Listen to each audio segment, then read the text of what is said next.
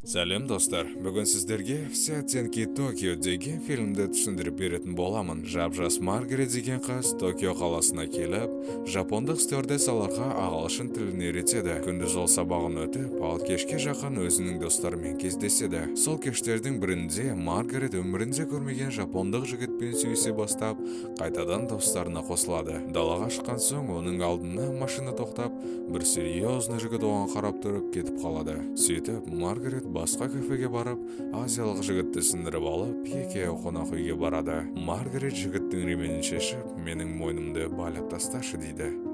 Жігіт байлап жатса, қыздың жөтелгенін көріп, желаниясы кетіп қалады. Таңертең Маргарет жұмысына барған сәтте, бастығы қызды ауырып тұрғанын көріп, сен бүгін демал дейді. Сөйтіп, Маргарет үйіне қайтқан жолда кітапханаға соғып, кешегі серьезный жігітті көріп қалады.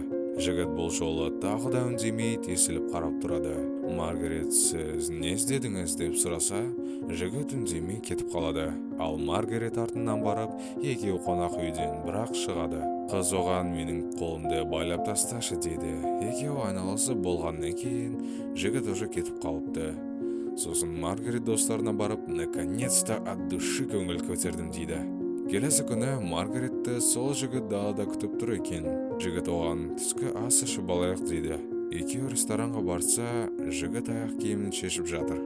Ал Маргареттің нәскесі тесіліп қалғаннан кейін одан да басқа жерге барайықшы дейді. Екеуі жақсы тұрған кезде оларды біреу түртіп кетеді.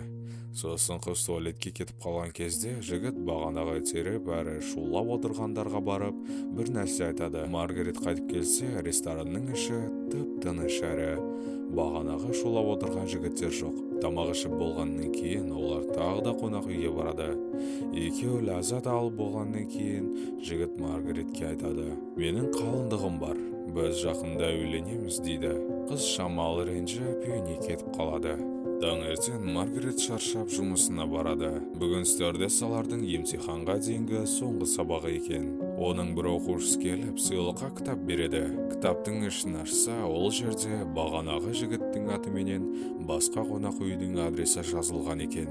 Екеуі тағы да кездесіп, Маргарет одан сұрайды: сен біреудің саусағын кесіп көргенсің бе?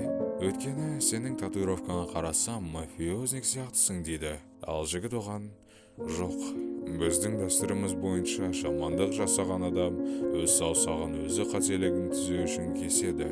Тағы да қателік істейін десе, саусағына қарап есіне түсіреді дейді. Сосын Маргарет одан: сен өзіңнің болашақ қалыңдығыңды жақсы көресің бе деп сұрайды. Ал жігіттің сөзі бойынша оны особо ұнатпайды және ол амалы жоқтан үйленгелі тұрған сияқты. Кешке жақын Маргарет тағы да достарымен кездесіп, бір қызбен танысады. Таңертең Маргарет жұмысына келсе, оны жігіт қарсы алып, сыйлыққа нәски беріп және кездесуге шақырады.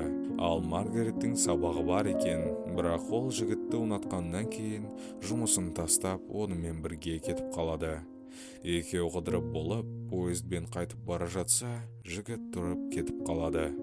Маргарет ұйқысынан тұрса, жігіт жоқ екен. Келесі күні Маргарет жұмысына барса, оның орнына уже басқа біреуді алып қойыпты. Ал бастығы болса, оған: мынау сенің соңғы айлығың дейді. Қыз ақталайын десе, бастығы оны тыңдағысы да келмейді. Сөйтіп, Маргарет қайтып бара жатса, оны оқушысы шығарып салып: мен сізді сағынатын боламын, апай, дейді.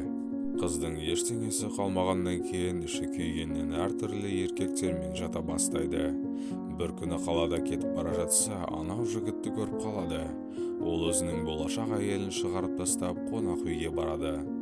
Маргарет артынан барса, жігіт жоқ. Сосын қыз бүкіл есіктерді қағып шыққан кезде оны камера арқылы жігіт көріп, күзетшінің бөлмесіне алып келеді.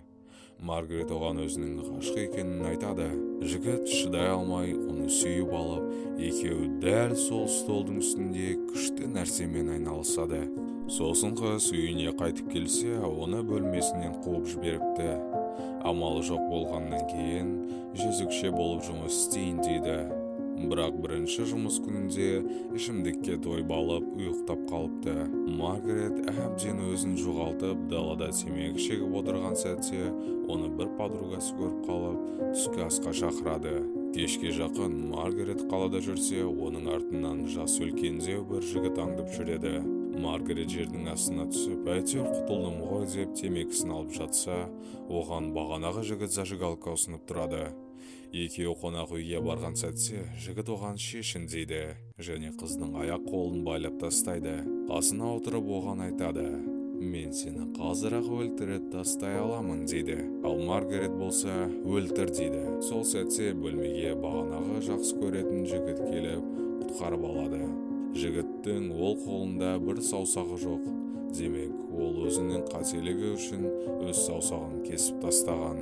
Маргарет Жапония елінен кетіп бара жатқан сәтте жігітке звондап, «Мен жаңадан өмірге келген сияқтымын» деп алғысын білдіріп, онымен қоштасады. Сол сәтте Маргарет өзінің алдында қоштасуға шыққан оқушысын көріп қалады. Оның жолы болып мықты стюардесса болыпты. Екеуі бір-бірлерін танып, қатты қуанады. Фильм осымен бітті. Достар, біздің каналымыздағы басқа да видеоларды көріп кетіңіздер. Және лайк басып, подписка істеп, комментарийде өз ойларыңызбен бөлісіп кетуді ұмытып кетпеңіздер. Келесі видеода кездескенше.